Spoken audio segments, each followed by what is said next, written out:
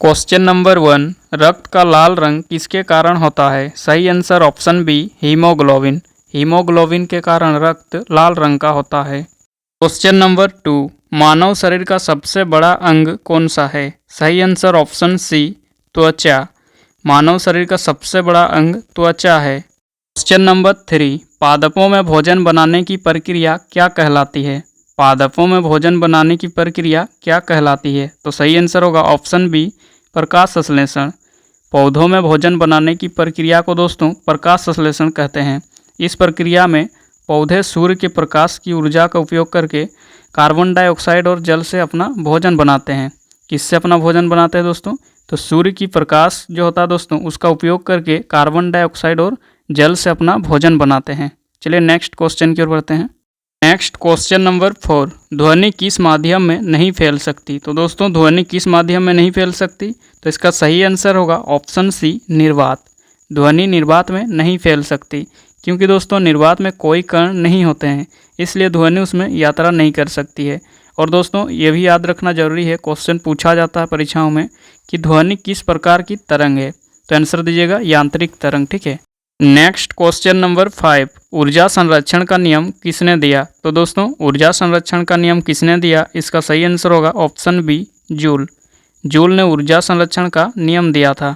Next question number 6, ध्वनि की तीव्रता की इकाई क्या है? ध्वनि की तीव्रता की इकाई क्या है? इसका सही आंसर होगा ऑप्शन ए, डेसिबल। ध्वनि की तीव्रता की इकाई दोस्तों डेसिबल है। नेक्स्ट क्वेश्चन नंबर 7, बल्ब का फिलामेंट किस धातु का बना होता है? तो दोस्तों बल्ब का फिलामेंट किस धातु का बना होता है? तो ये दोस्तों टंगस्टन धातु से बना होता है। बल्ब का फिलामेंट टंगस्टन धातु से बना होता है। सही आंसर ऑप्शन बी। चलिए नेक्स्ट क्वेश्चन देखते हैं। नेक्स्ट है क्वेश्चन नंबर 8, ओम का नियम किससे संबंधित है? ओम का नियम किससे संबंधित है? तो दोस्तों ओम का नियम विद्युत से संबंधित है। ओम का नियम किससे संबंधित है? तो विद्युत से। इस प्रश्न का सही आंसर ऑप्शन सी। और ओम का नियम दोस्तों विद्युत धारा, वोल्टेज और प्रतिरोध के बीच संबंध को बताता है। किसके बीच संबंध को बताता है? तो ओम का नियम विद्युत धारा, वोल्टेज और प्रतिरोध के बीच की संबंध को बताता है। नेक्स्ट क्वेश्चन नंबर 9, चुंबक का वह स्थान जहां बल सबसे अधिक होता है? चुंबक का वह स्थान दोस्तों जहां बल सबसे अधिक होता है, तो सबसे अधिक बल सिरों पर होता है। दोस्तों चुंबक का चुंबकीय बल उसके सिरों या ध्रुवों पर सबसे अधिक होता है। चलिए नेक्स्ट क्वेश्चन देखते हैं। नेक्स्ट है क्वेश्चन नंबर 10, द्रव्यमान की एसआई इकाई क्या है? तो दोस्तों द्रव्यमान की एसआई मात्रक क्या है? तो द्रव्यमान की एसआई मात्रक किलोग्राम। द्रव्यमान की एसआई मात्रक क्या है? क्वेश्चन में आए तो आंसर दीजिएगा किलोग्राम। तो इस प्रश्न का सही आंसर ऑप्शन बी। चलिए नेक्स्ट क्वेश्चन की ओर बढ़ते हैं। नेक्स्ट है क्वेश्चन नंबर 11, सूर्य की ऊर्जा का मुख्य स्रोत क्या है? सूर्य की ऊर्जा का मुख्य स्रोत क्या है? तो इसका मुख्य स्रोत दोस्तों नाभिक के संलयन है। सूर्य की ऊर्जा का दोस्तों मुख्य स्रोत नाभिक के संलयन। तो इस प्रश्न का सही आंसर ऑप्शन बी। चलिए नेक्स्ट क्वेश्चन की ओर बढ़ते हैं। नेक्स्ट है क्वेश्चन नंबर 12, लोहे में जंग किसके कारण लगती है? लोहे में जंग किसके कारण लगती है? तो दोस्तों लोहे में जंग जल और वायु के कारण लगती है। किसके कारण लगती है? तो जल और वायु के कारण। इस प्रश्न का सही आंसर ऑप्शन सी। और दोस्तों लोहे का जंग से बहुत ही वीवीआई क्वेश्चन बनता है, परीक्षा में पूछा जाता है। ठीक है, लिख लीजिएगा कहीं पर इसको। लोहे में जंग लगना किस प्रकार की अभिक्रिया है? इस तरह क्वेश्चन आएगा, तो इसका आंसर देना दोस्तों ऑक्सीकरण अभिक्रिया। लोहे में जंग लगना एक ऑक्सीकरण अभिक्रिया है। ठीक है, जिसे दोस्तों संक्षारण कहते हैं। लोहे में जंग लगने की प्रक्रिया को क्या कहते हैं? तो ऑक्सीकरण अभिक्रिया कहते हैं। नेक्स्ट क्वेश्चन नंबर 13, लाल रक्त कणिका यानी आरबीसी का जीवन काल कितना होता है? आरबीसी का जीवन काल कितना होता है दोस्तों? तो आरबीसी का जीवन काल 120 दिन होता है। लाल रक्त कणिका का जीवन काल 120 दिन होता है। इस प्रश्न का सही आंसर ऑप्शन सी। और दोस्तों आरबीसी इसका निर्माण कहाँ होता है? तो निर्माण दोस्तों अस्थि मज्जा में होता है और इसका मृत्यु प्लीहा में होता है। ठीक है, आरबीसी का निर्माण होता है कहाँ पर? तो अस्थि मज्जा में, और इसका मृत्यु दोस्तों प्लीहा में था। ठीक है, आरबीसी का दोस्तों क्वेश्चन पूछा जाता है फुल फॉर्म, और इसका जो निर्माण कहाँ होता है और मृत्यु। तो आरबीसी का फुल फॉर्म याद रखिएगा, रेड ब्लड सेल होता है। ठीक है, आरबीसी का full form red blood cell. Next question number 14, मानव शरीर का सबसे बड़ा ग्रंथि कौन सा है? मानव शरीर का सबसे बड़ा ग्रंथि कौन सा है दोस्तों? तो सबसे बड़ा ग्रंथि यकृत है। मानव शरीर का सबसे बड़ा ग्रंथि यकृत। तो इस प्रश्न का सही आंसर ऑप्शन बी। और दोस्तों क्वेश्चन पूछा जाता है मानव शरीर का दूसरा सबसे बड़ा ग्रंथि कौन सा है? मानव शरीर का दूसरा सबसे बड़ा ग्रंथि बोलने से दोस्तों आंसर दीजिएगा अग्नाशय। अग्नाशय मानव शरीर का दूसरा सबसे बड़ा ग्रंथि है और मानव शरीर का सबसे बड़ा ग्रंथि है यकृत। ठीक है, चलिए नेक्स्ट क्वेश्चन देखते हैं। नेक्स्ट है 15 नंबर क्वेश्चन, साबुन बनाने में किसका उपयोग होता है? तो दोस्तों साबुन बनाने में किसका उपयोग होता है? तो साबुन बनाने में वसा और क्षार का उपयोग होता है। किसका उपयोग होता है? तो वसा और क्षार का। साबुन बनाने में वसा और क्षार का उपयोग होता है। ठीक है, तो इस प्रश्न का सही आंसर ऑप्शन ए। और ये दोस्तों साबुन से क्वेश्चन पूछा जाता है, तो साबुन बनाने की प्रक्रिया को क्या कहते हैं, इस तरह का क्वेश्चन आता है। तो इसका आंसर दीजिएगा साबुनीकरण। साबुन बनाने की प्रक्रिया को साबुनीकरण कहते हैं। नेक्स्ट क्वेश्चन नंबर 16, विद्युत प्रतिरोध की इकाई है।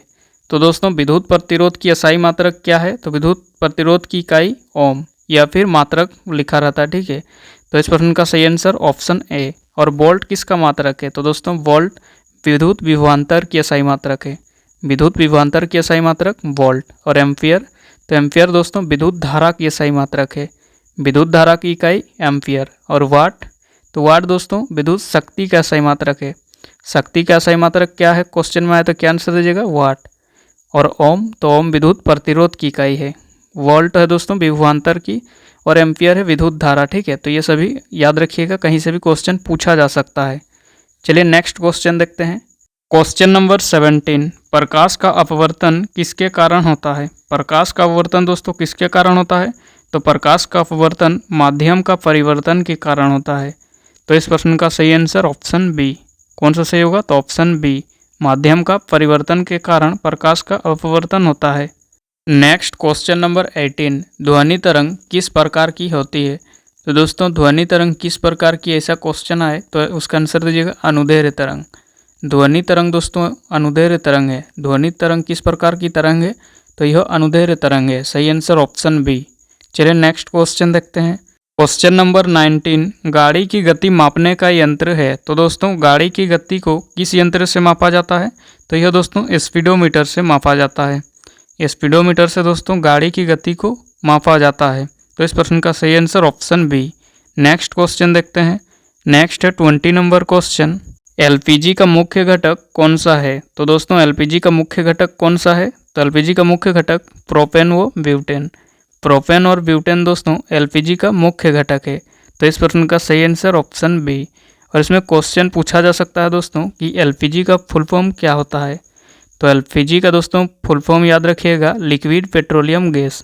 एलपीजी का फुल फॉर्म होता है लिक्विड पेट्रोलियम गैस। और इनका दोस्तों रासायनिक सूत्र भी जान लेते हैं, प्रोपेन व ब्यूटेन का। प्रोपेन का रासायनिक सूत्र होता है C3H8। प्रोपेन का रासायनिक सूत्र क्या होता है दोस्तों? तो प्रोपेन का रासायनिक सूत्र होता है C3H8। और ब्यूटेन का, तो ब्यूटेन का रासायनिक सूत्र होता है C4H10। C4H10 किसका रासायनिक सूत्र है? तो ब्यूटेन का। नेक्स्ट क्वेश्चन नंबर 21, पेट्रोलियम को किस नाम से जाना जाता है? पेट्रोलियम को किस नाम से जाना जाता है? तो दोस्तों पेट्रोलियम को काला सोना के नाम से जाना जाता है। क्वेश्चन में पूछा जाएगा कि पेट्रोलियम को किस नाम से जाना जाता है, तो आंसर दीजिएगा काला सोना।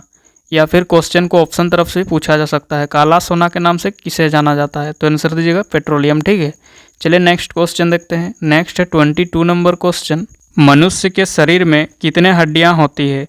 मनुष्य के शरीर में कितनी हड्डियां होती है दोस्तों? तो मनुष्य शरीर में कुल 206 हड्डियां होती है। मानव शरीर में कुल 206 हड्डियां होती है।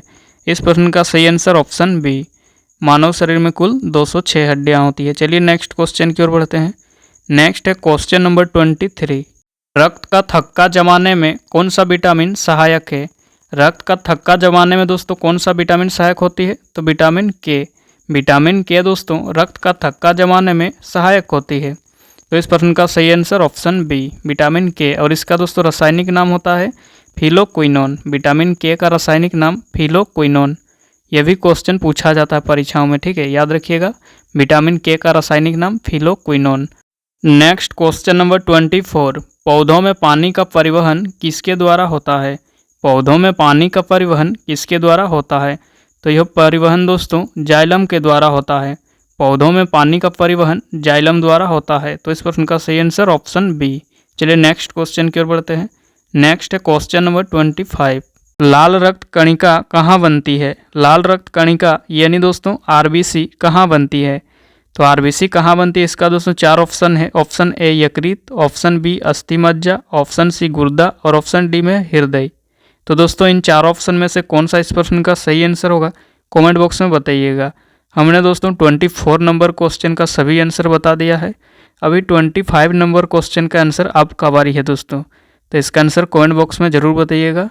और हाँ दोस्तों, आज का ये सेशन कैसा लगा ये भी कमेंट बॉक्स में ज़रूर शेयर कीजिएगा।